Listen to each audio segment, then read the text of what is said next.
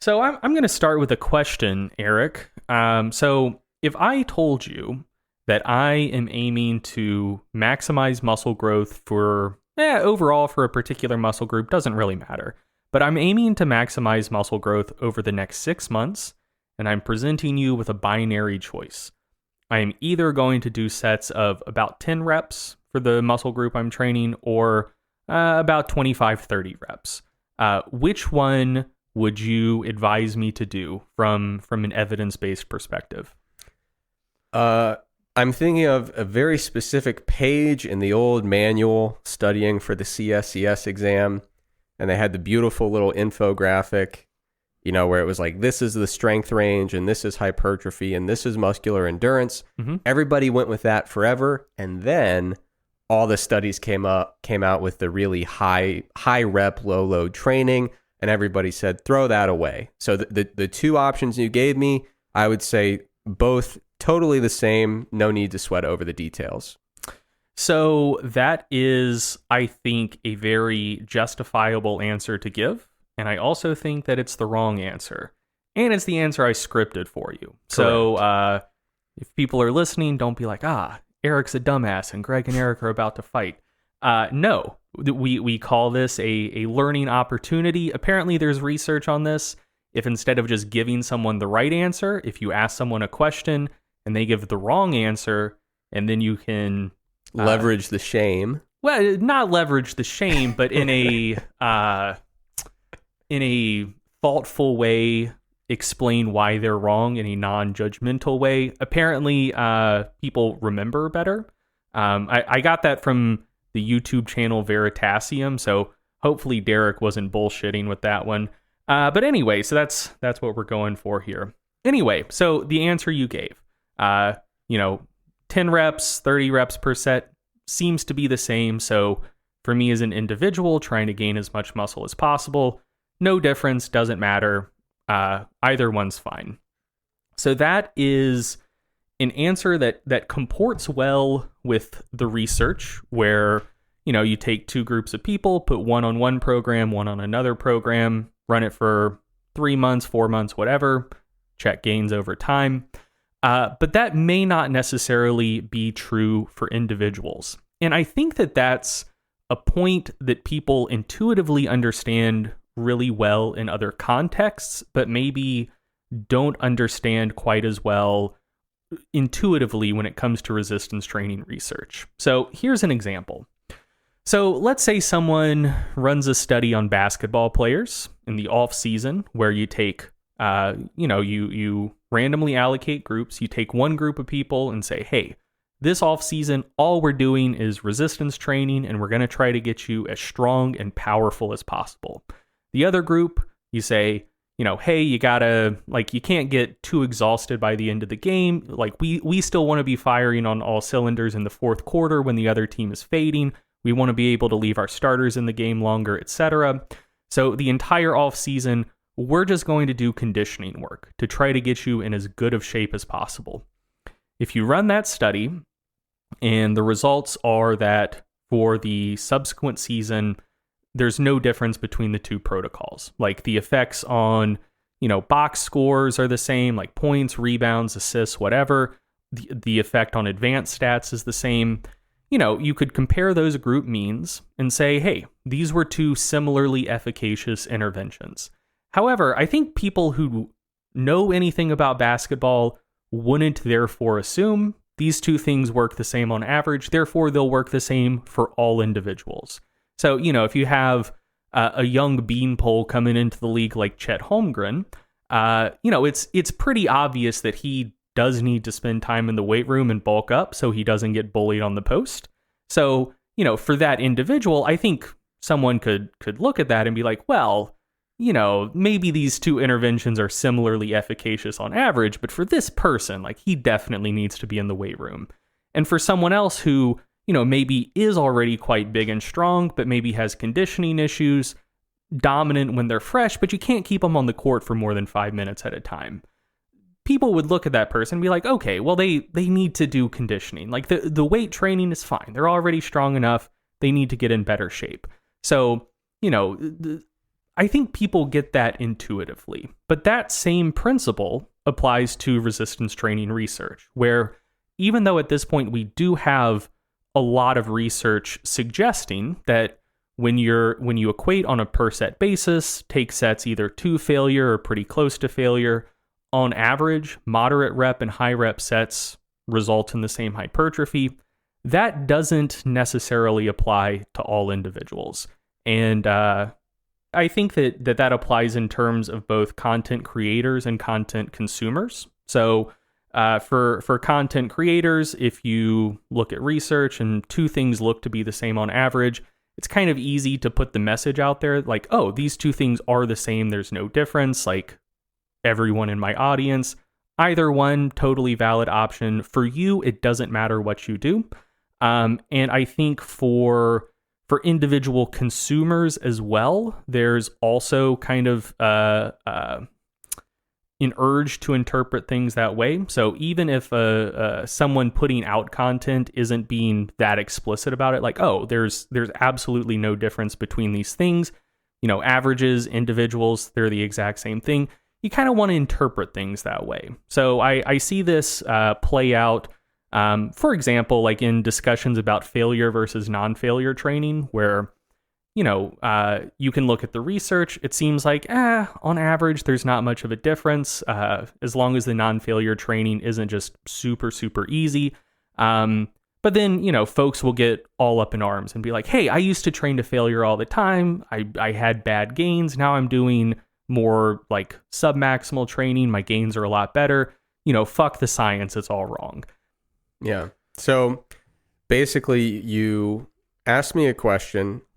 I give a fairly standard consensus answer, and you purport to dunk on it, but I know you, and I assume that you have some evidentiary basis for this, and potentially even a specific study that you'd like to discuss. I do, in fact, have one. So, this isn't the only study that illustrates the point I'm trying to make, but it's a study that was published earlier this year, so pretty recent, that does illustrate this point quite well. That just because two things work similarly well on average, that doesn't necessarily mean they'll work similarly well for all individuals. So the study I'm going to talk about is by Carniero and colleagues. The title is Different Load Intensity Transition Schemes to Avoid Plateau and No Response and Lean Body Mass Gain in Postmenopausal Women. So that's a bit of a mouthful, and we're actually not going to talk much about the actual topic of the study. Who knows? Might do that next episode, because I think that there's a lot of confusion about high versus low responders, non-responders as well. So that might be a good segment for the future. But right now, we're talking about just inter-individual responses to, on average, similarly efficacious training interventions. So in this study, 24 healthy postmenopausal women trained for 24 weeks, completed a 24-week intervention. So they were randomly assigned to groups, and one of the groups completed 12 weeks of low-load training, followed by 12 weeks of moderate load training, so crossover design. And then the other group completed 12 weeks of moderate load training, followed by 12 weeks of low-load training. So both groups completed the same 12-week block of moderate load training and the same 12-week block of low load training, just in different orders. The training consisted of 3 sets of leg press, knee extensions, leg curls, and calf raises to failure or close to failure 3 times per week. The moderate load group did sets of 8 to 12 reps for all of those exercises every training session, or the moderate load condition. The low load condition involved doing sets of one of the more random rep ranges I've heard of in the literature, sets of 27 to 31 reps. I disagree. I always ask my clients, have you been doing your 27s like I told you? I don't think that's common, but more power to you. And there was a progression mechanism in this study, as you would like to see. So if a subject completed more than 12 reps or more than 31 reps during their first set, training loads would be bumped up for their next training session. And this study assessed lean soft tissue mass of the legs via DEXA, pre-training, mid-training, so at the point where people were transitioning between loading schemes, and post-training. And the group averages were perfectly in line with the rest of the research. So, and if you're watching on YouTube, we'll flash the graphic up on the screen here. But gains in lean soft tissue mass of the legs, which was the proxy for hypertrophy in this study, were virtually identical with low load and moderate load training on average for both groups. So, not just between groups, but also within groups, they seem to be on average very, very similar training stimuli to on average promote gains in muscle mass of the legs. However, since this was a crossover study, that means we can also see how well individuals responded to both low load and moderate load training. And again, if you're watching on YouTube, we'll flash the graphic up here. So on average, subjects gained about 3.5-4% lean soft tissue mass of the legs during both of the 12-week training blocks. But the individual responses were all over the place. So kind of on the most extreme end, there was one person who had a 5% decrease in lean soft tissue mass of the legs following moderate load training, which is not good. That's not what you want to see. And an increase in excess of 10% following low load training. So that person did tremendously better with low load training than moderate load training. And then just for another example, someone had like a 13% increase in lean soft tissue mass of the legs following moderate load training and like a 3% increase following low load training. So they did tremendously better with moderate load training. So, those are the sorts of within individual differences that can be lurking beneath the surface following two training interventions that on average are similarly effective. So also, if you're watching on YouTube, we'll throw up another visual here that expresses the same information in a slightly different way. So it's a scatter plot showing the relationship of how much muscle someone gained during their first 12 weeks of training versus how much muscle they gained during their second 12 weeks of training with the different training protocol. And so if the two training protocols were equally effective for all individuals, what you would expect to see is just a set of points that fell along the line that could be expressed as x equals y. So just a straight diagonal line passing through the origin, going up and to the right, with the points being pretty clustered around that line, and a strong positive association between how well you did with one training protocol and how well you did with the other training protocol. What we see is that there's basically no correlation, and if a correlation exists, it's a weak negative correlation, where essentially how well you do on one, how well you did with moderate load training didn't predict how well you do with low load training, and vice versa. And if anything, and I wouldn't read into this virtually any at all, but if anything, doing really well with moderate load training was slightly negatively predictive of doing well with low load training. The beautiful thing about being the video editor is I can cut that so that it looks like it's the main point of the entire talk when I do the reel. When you say don't read into this too much, I'm just going to clip right after that, just so you know. Oh God. Okay, that's fine. Whatever. That's the life I've signed up for, I guess. So yeah, like those were the results. So similarly effective on average, massively differing responses within individual. And when I was on Dave Tate's Table Talk a couple months ago, this was a point I brought up where I think that there is maybe too much emphasis on trying to figure out what on average works well, and not quite as much emphasis on what works well for individuals and how to predict what will work well for individuals. Like I think like study design should kind of move in that direction. And really there are two types of study designs where you can get at information like this, like not just what works best on average, but like what is the sort of intra-individual variability in terms of responses to different training protocols. And for that, you either need crossover studies like this one, or you need within subject unilateral designs. And I am seeing more within subject unilateral designs. Crossover studies are still relatively rare, and for good reason. This study, if it was just a parallel groups design, it would be 12 weeks in and out per subject. As it was 24 weeks in and out per subject, which, if you're trying to run a typical study with college kids, makes it very difficult to do that study because most of the time people aren't on campus for 6 months straight. They're generally going home for Christmas and summer. But anyway, very good study design for looking into this type of question.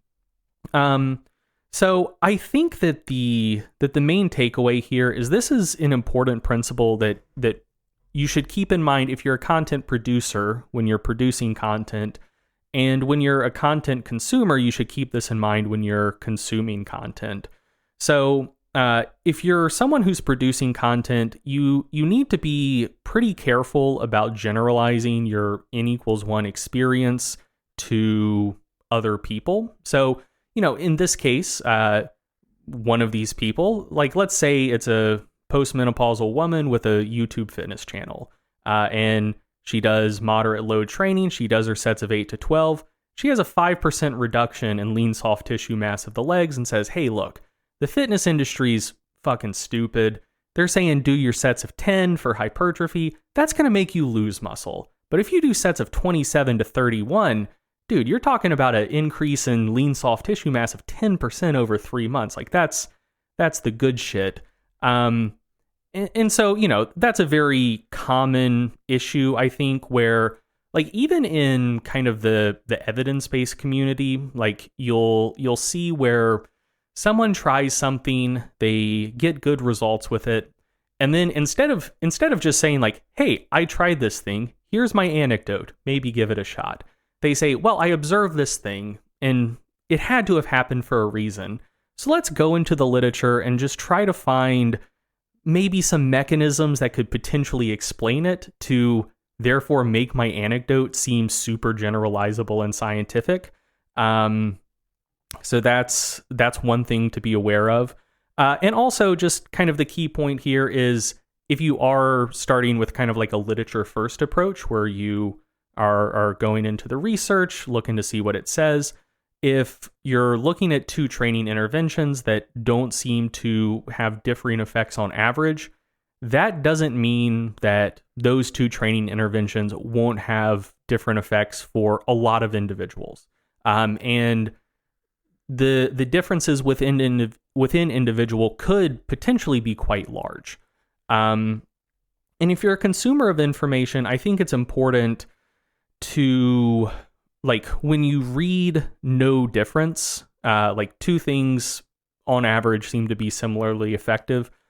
I think that a lot of people have a kind of positivity bias where they're looking for things that work better than other stuff. So when two things are tested head to head and they seem to be similarly effective, I think a lot of people subtly interpret that as neither of these things worked because neither of them worked better. But really, most of the time, it just means either can work, and it's probably worth experimenting with.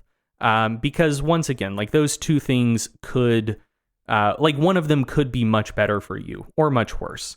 And I also think it's important when you're consuming information to not immediately assume that a scientific finding or a piece of content something creates is wrong because it conflicts with your personal experience. So if you were one of the subjects in this study who, had a 9% larger increase in lean soft tissue mass of the legs following moderate load training, if you've done that already, that's your experience. And then research on moderate load versus low load training starts coming out, and all of the science is saying, hey, it doesn't seem like there's much of a difference between these two things on average. You can look at your experience and be like, no, that's fucking bullshit. Like, I've done both of these things. One of them clearly works much better. Well, it works much better for you. Like that, like just because a finding, which is looking at mean differences, conflicts with your personal experience, that doesn't mean that the finding is wrong. That could just mean that you had an atypical response. Like that's that's very common, and I think that people underestimate how often that occurs. And I kind of think that the whole notion of conflating average responses with individual responses, I think that there's a bit of an ideological current underpinning it, where like this is probably a very outdated reference now. Like I don't think this film has as much cultural resonance with the kids anymore. But for people our age and slightly older, the film Fight Club and Tyler Durden's speech, "You are not a special snowflake," like I think that either was ideologically clarifying for a lot of people, or taking something they already believed or suspected and kind of like putting a catchphrase to it, or it was like influential for people who like didn't have underlying assumptions about the similarities or differences between people already, where that idea kind of sticks in your head of like, no, like you're not a special snowflake, I'm not a special snowflake. People share like 99.9% of their genes. There's no way that you're that different from anyone else. So if we find something that is generally effective from a training perspective, nutrition perspective, whatever, if it works pretty well for most people, it's got to work for you too. And if it's not, it's just because you're fucking lazy and not trying hard enough. I think that's like it's more wrong than right, but I think that's just kind of like a tacit underlying assumption and heuristic that a pretty large group of people just go through the world with. And yeah, like there are a lot of instances where things that work well for you may not work that well for other people, and vice versa. Like things that don't seem to be generally efficacious or not more efficacious than some alternative on average could be really, really good for you. And I think that's always worth keeping in mind. Like when we're dealing with scientific research that is examining mean differences, group averages, your personal experiences will probably comport with the average experience a pretty good chunk of the time, but you shouldn't expect it to comport with average responses all of the time, or maybe even most of the time. So that's just, that's really the point I'm trying to make. And I thought that this study was a pretty good, just kind of like case study to illustrate this point. So Eric, are there any weird little things that may not be just generally great advice from a training or nutrition perspective that you found to work really well for you personally? Yeah, I mean, the one thing that comes to mind for me is starting out, when I first got into lifting, I became very fond of the what would be called the bro split. Low frequency per muscle group, but very high volume per session for each muscle group. So you go in and just beat the shit out of your pecs for like 90 minutes, right? And you won't touch them again for 7 days. Yeah. And, then I got into the whole science thing and I start looking at the research and saying, okay, well, but what ought to be the optimal way to do it, right? And you start putting together these heuristics and these guidelines of frequency, okay, at least 2 or 3 times a week, and volume per session. We want to look at some of these thresholds at which point something kind of gets more into like junk volume versus like really high quality volume and stuff like that.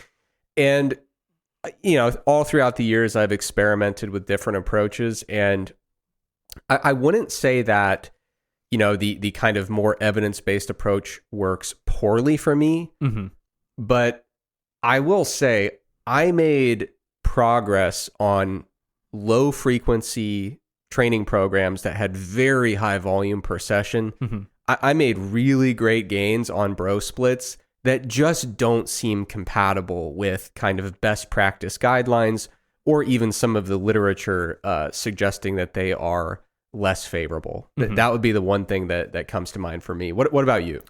So for me, my one weird trick that helped my squats more than almost anything else was breathing pause squats. And so if you're an old school Greg head, You probably know about these. I don't think I've talked about them publicly since maybe like 2015, 2016 or so.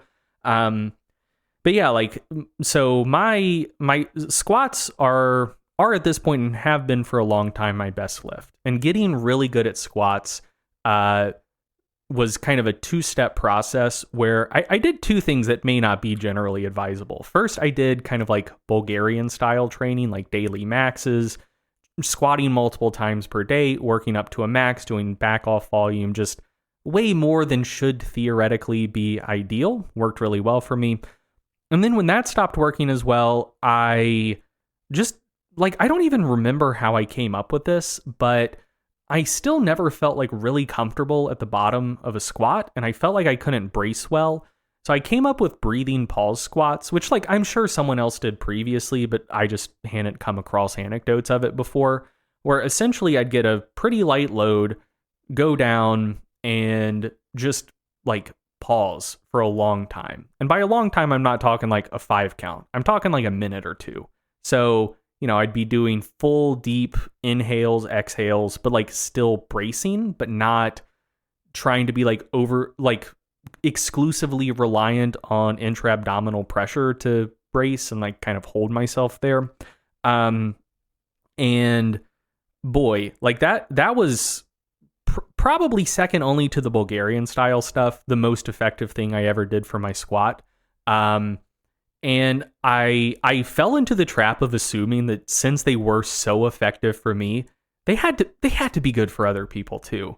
And so I kind of put that out into the world, and like this isn't scientific. Like I haven't, recruited 200 people and told all of them to do it and collected all of their responses. But just in terms of kind of anecdotes I've heard back from people who gave breathing pause squats a shot, it seems that for probably about 80% of people, like they don't do anything. Like they're not bad. They're just not any more productive than any other squat auxiliary lift you could do.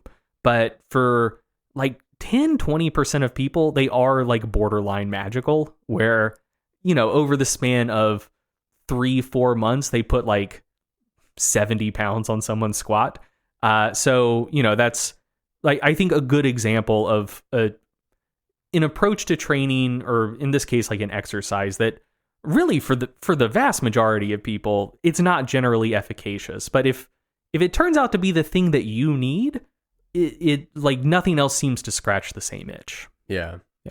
I do think that, this is an important overall point to kind of keep an eye out for these individual level differences. I mean, like I said, I've had great responses personally to programs that don't seem to be optimal based on, the meta analytic research. So I still, if I'm working with a brand new client, I have no idea about their training history, or they don't really feel confident in saying they respond better to this or that. You start with what seems to work best for most people, and then you individualize from there, and I am excited about, there are all these areas of the research where we say, well, we need more research here, but who knows when we're going to get it, right? Yeah. I actually very firmly believe that we will get a lot more clarity about inter-individual differences within the next 5 to 10 years in specifically exercise and sport nutrition. I think we are on the cusp. I know specific individuals who are working toward, like, how do we really effectively quantify this and model it and make better inferences about it? Yeah. And that ball has been rolling very slowly, and people have in some cases jumped the gun and said, like, oh, I've got the perfect way to do this. And then you look back and you say, I think you're modeling measurement error, not individual responses, right? Yeah. But I do believe 5 or 10 years from now, we're going to be able to get a much better grasp on how, to what extent different individuals truly differ with these different outcomes beyond just, hey, sometimes equipment has measurement error, Yeah. So I think that it'll be a 2-step process where, one, we need to be able to quantify the between and within individual differences, but then 2, kind of where all of this hopefully is going is trying to find useful predictors. So, like it's all well and good to say, as we can right now, yeah, moderate and low load training on average seem to produce similar responses. You can look at individual data, and it seems some people do considerably better with one or the other. The next step is then to say, okay, but can we predict which one you'll do best with? Right. And yeah, like I hope that's where things are going. I agree. Yeah.